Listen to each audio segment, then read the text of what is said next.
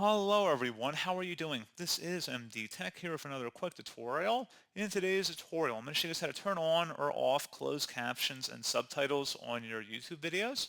So if you're just browsing different videos on YouTube and you want to enable or turn that on or off, in today's tutorial, I'm going to show you guys how to set that up. And without further ado, let's go ahead and jump right into it.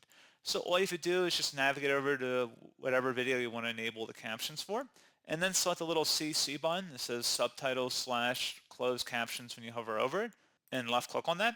So you should see the auto settings should appear unless there are already ones that are uploaded by the creator, in which case I believe that would be set as the default captions that would display here.